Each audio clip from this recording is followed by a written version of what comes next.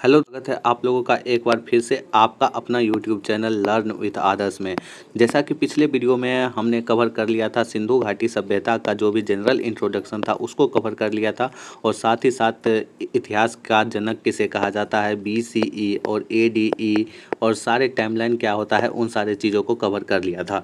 तो आज की वीडियो में मैंने आपसे वादा किया था कि आज मैं सिंधु घाटी सभ्यता का सामाजिक और आर्थिक और राजनीतिक व्यवस्था के बारे में बात करने वाले हैं। तो आज की इस वीडियो में करेंगे, और साथ ही ये जो वीडियो है, ये वीडियो में मैं आपको बता दूं कि मैं सारे इतिहास को लेके नहीं चलता हूं, बस वही पढ़ा रहा हूं जो आपको एग्ज़ाम में डायरेक्ट जहां से क्वेश्चन आते हैं। तो फालतू का इतिहास पढ़ने का कोई ज़रूरत नहीं है, आपको मास्टरी करने करने का कोई ज़रूरत नहीं है, बस आप उतना ही पढ़ो जो एग्ज़ाम में आए। आप तो BPSC का प्रिपरेशन कर नहीं रहे हो, आप कर रहे हो बिहार पुलिस का। तो जो बिहार पुलिस का लेवल है उसी लेवल में मैं इस लेक्चर को लेके चलता हूँ।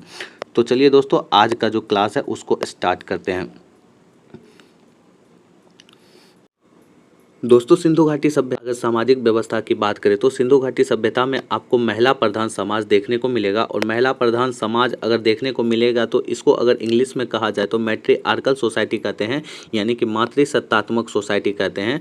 तो इस संदर्भ में आप लोग कह सकते हैं कि अगर मातृसत्तात्मक सोसाइटी था सिंधु घाटी सभ्यता में, तो उस समय महिलाओं की जो स्थिति थी वो काफ़ी बेहतरीन स्थिति थी। महिलाओं की स्थिति काफ़ी बेहतरीन आपको सिंधु घाटी सभ्यता में देखने को मिल जाएगी। तो आगे अगर हम बढ़े तो समाज को 6 वर्गों में बांटा गया था। सिंधु घाटी सभ्यता में जो समाज था उसको 6 भागों में बांटा गया था। पहला भाग था पुरोहित, और दूसरा भाग था योद्धा, और तीसरा व्यापारी वर्ग, और चौथा कारीगर वर्ग, और पाँचवा श्रमिक वर्ग, और छठा किसान वर्ग। सिंधु घाटी सभ्यता का जो समाज था उसको बेसिकली 6 वर्गों में बांटा गया था। पहला था पुरोहित वर्ग, और दूसरा था योद्धा वर्ग, और तीसरा था व्यापारी वर्ग, और चौथा था कारीगर वर्ग, और पांचवा था श्रमिक वर्ग, और छठा था किसान वर्ग। आगे अगर चले तो आगे यहाँ पे मैंने एक चीज़ लिखा है, और आप लोग इस चीज़ को पूरी ध्यान से पढ़िएगा। ये वर्गीकरण काम के आधार पर था, ना कि जाति के आधार पर। तो आप लोग कह सकते हैं कि सिंधु घाटी सभ्यता में आपको जो वर्ण व्यवस्था थी, जो जाति व्यवस्था थी, वो नहीं देखने को मिलता था। जो भी वर्ग यहाँ पे बांटा गया था वो बांटा गया था आपको काम के आधार पर, ना कि जाति के आधार पर, ना कि जन्म के आधार पर। महिलाओं की स्थिति काफ़ी अच्छी थी, ये तो मैंने आपको बता ही दिया था। शहरी सभ्यता थी। एक चीज़ यहाँ पे और नोट करने वाली है कि सिंधु घाटी की जो सभ्यता थी वो शहरी सभ्यता थी। आपको कोई ग्रामीण सभ्यता नहीं थी, ये एक शहरी सभ्यता थी सिंधु घाटी सभ्यता। अगर सिंधु घाटी सभ्यता में मनोरंजन के साधन को देखा जाए तो मनोरंजन के साधन में यहाँ पे आपको जुआ खेलना दिख जाएगा, शतरंज खेलना दिख जाएगा। अगर शतरंज खेलने की अगर बात करें तो शुरुआत तो जो शतरंज का खेल का हुआ है वो भारत से ही हुआ है। तो ये भी आप लोग पूरी तरह से याद रखिएगा। अगर कोई परीक्षा में आता है कि शतरंज खेल का शुरुआत कहाँ से हुआ था, किस देश से हुआ था, तो आप लोगों को वहाँ भारत मानना है। और भारत अगर आप लगाते हैं तो एक चीज़ और याद रखिएगा कि शतरंज की जो शुरुआत भारत में हुआ था वो सिंधु घाटी सभ्यता से ही हुआ था। तो आपको यहाँ पे जितना मैं बता रहा हूँ बस आपको उतना नोट करते हुए चलना है और सब चीज़ को याद रखना है। सिंधु घाटी सभ्यता की अगर लिपि की बात करें तो लिपि यहाँ पे पिक्टोग्राफिक हुई करती थी। आज के टाइम में अगर आप लोग देवनागरी में लिखते हो, चाहे रोमन में लिखते हो, कई सारे लिपि आपको देखने के लिए मिल जाएगा। लेकिन सिंधु घाटी सभ्यता में आपको पिक्टोग्राफिक लिपि देखने को मिलता था, यानी कि कोई लिपि नहीं थी, बस पिक्चर में ही कोई चीज़ दर्शाया जाता था, कोई चीज़ लिखा जाता था। आपको 250 से 400 कुछ वहाँ पे चिन्ह हुआ करते थे, जिसके द्वारा सिंधु घाटी सभ्यता के लोग अपनी लिपि को लिखा करते थे। 250 से 400 शब्द हुआ करते थे, जिसके मदद से सिंधु घाटी सभ्यता के लोग वहाँ लिखा करते थे। दायां से बायां सिंधु घाटी सभ्यता का जो स्क्रिप्ट लिखा जाता था वो दायां से बायां लिखा जाता था, यानी कि राइट टू लेफ्ट में लिखा जाता था। राइट टू लेफ्ट में लिखा जाता था और पिक्टोग्राफिक में लिखा जाता था। पिक्टोग्राफिक क्या होता है दोस्तों?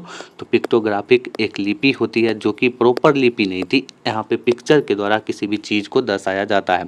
लिपि को पढ़ा नहीं जा सकता। आज तक जो सिंधु घाटी सभ्यता का जो लिपि था उसको कोई भी नहीं पढ़ पाया है। इसीलिए हम कह सकते हैं कि सिंधु घाटी सभ्यता का जो लिपि था वो ओरिजिनल लिपि था, ना कि किसी से कॉपी किया हुआ लिपि था।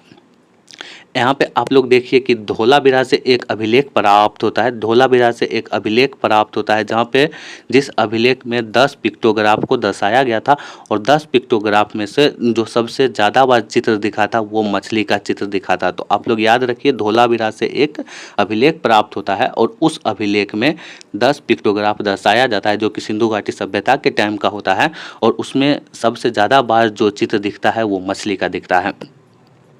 अब अपन लोग बात करेंगे अंतिम संस्कार के बारे में। आखिर सिंधु घाटी सभ्यता में अंतिम संस्कार कैसे किया जाता था? तो कुल मिला के 3 प्रकार के सिंधु घाटी सभ्यता में अंतिम संस्कार होता था। पहला होता था कंप्लीट ब्यूरियल, दूसरा होता था पार्शियल ब्यूरियल और तीसरा होता था बर्निंग ऑफ डेड बॉडी। ये कंप्लीट ब्यूरियल क्या होता है? संपूर्ण समाधि, अर्ध समाधि और बर्निंग ऑफ डेड बॉडी यानी कि जो मरा हुआ बॉडी था उसको जलाना, जैसे आज आप लोग हिंदू धर्म में देखते हैं। उसके बाद आगे चलते हैं। आगे अगर राजनीतिक व्यवस्था की बात देखें तो सिंधु घाटी सभ्यता में बहुत सारे इतिहासकारों का मानना है कि जो सिंधु घाटी सभ्यता में शासक हुआ करता था वो पुरोहित वर्ग हुआ करता था और इसके संदर्भ में कई सारे आपको कंट्रोवर्सी भी देखने के लिए मिल जाएगी। बहुत सारे इतिहासकार बहुत सारे बात बोलते हैं, तो उसी क्रम में मैंने कुछ इतिहासकारों को लिया है और वो इतिहासकार क्या कहते हैं उसको समझते हैं। डी कोसंबी और पिग्गट का कहना है कि जो सिंधु घाटी सभ्यता का जो शासक था वो पुरोहित वर्ग था और उसी संदर्भ में आर.एस. शर्मा का कहना है कि सिंधु घाटी सभ्यता का जो शासक था वो व्यापारी वर्ग था और मैके का कहना है कि प्रतिनिधित्व शासक था और हंटर का कहना है कि नहीं गणतंत्र का शासक था।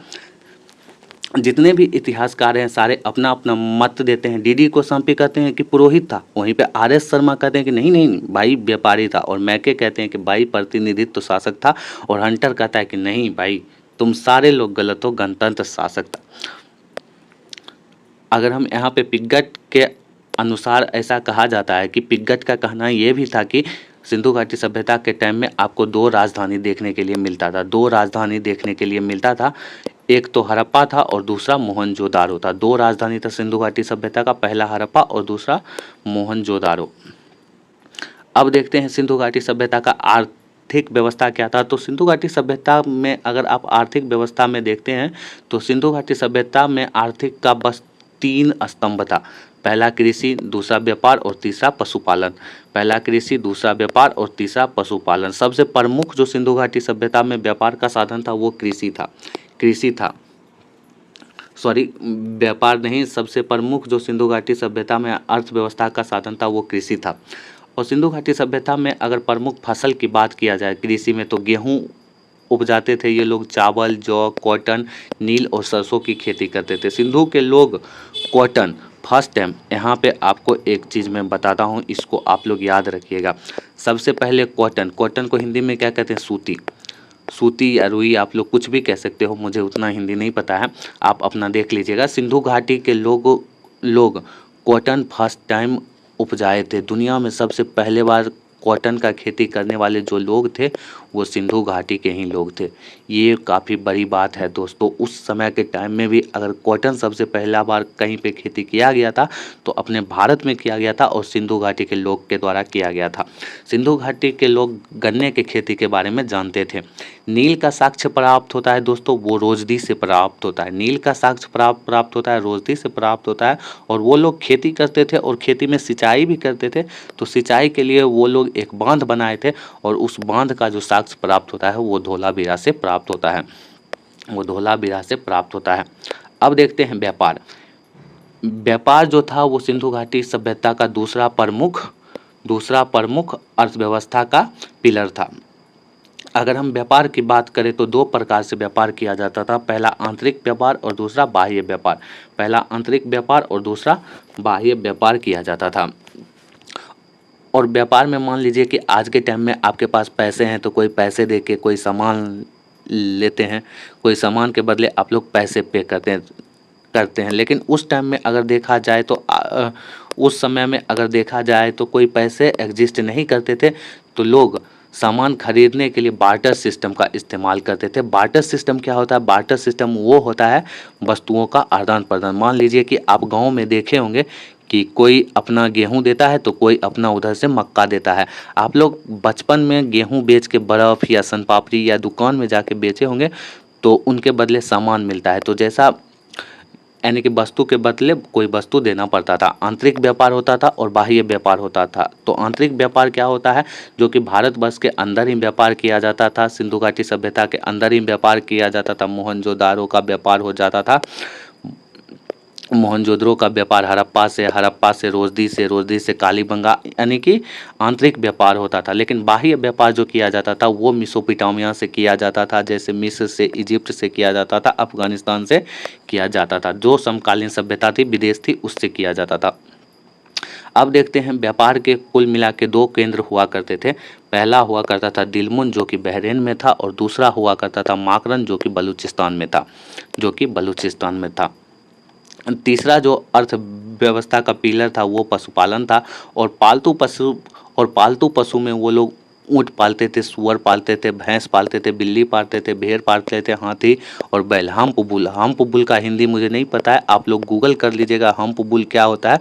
बस मैं आपको इतना बता देता हूँ कि ये मान लीजिए बैल है, और बैल के यहाँ कंधे पे एक हम्प होता था, यानी कि कुल्लू वाला बैल आप लोग जिसको बोल सकते हैं। घोड़े से परिचित नहीं थे। यहाँ पे मैं एक चीज़ और भूल गया हूँ, सिंह यानी कि लाइन। घोड़े और लाइन से सिंधु घाटी सभ्यता के लोग परिचित नहीं थे।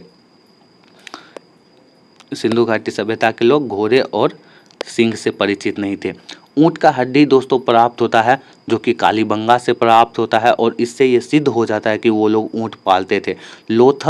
लोथल के लोग जो होते थे वो हाथी का पालन करते थे, और प्रमुख जानवर था एक सींग वाला जानवर, यूनिकॉर्न। एक सींग वाला जानवर उन लोगों का प्रमुख जानवर था। और लविंग एनिमल यानी कि उन लोगों का जो प्यारा एनिमल था वो हम्प बुल था। जैसे आज के टाइम में हिंदू धर्म में लविंग एनिमल आप लोग काऊ को मानते हैं, वैसे ही सिंधु घाटी सभ्यता के लोग का लविंग एनिमल हम्प बुल था। तो होप करता हूँ कि आपको ये सेशन अच्छी लगी होगी, और कल के सेशन में इंडस वैली सिविलाइजेशन पूरी तरह से ख़त्म हो जाएगी, और परसों से हम लोग स्टार्ट करेंगे वैदिक सिविलाइजेशन। और वैदिक सिविलाइजेशन में एक क्लास लगेगी, थोड़ा लंबा ले लूँगा, आधे घंटे प्लस का ले लूँगा। उसके बाद अपना स्टार्ट हो जाएगा मौर्यन एम्पायर और 16 महाजनपद। आज 16 महाजनपद आप लोग लाइक कर दीजिएगा और शेयर कीजिएगा।